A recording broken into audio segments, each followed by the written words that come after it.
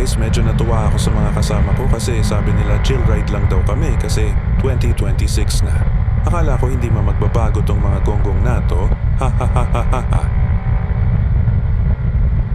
At ayun, humaharurot na at dumapa na yung kasama naming Aerox na loaded.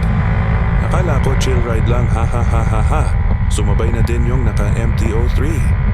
Aray ko, iwan na naman ako nito ng isang barangay. Scammer talaga tong mga taong to.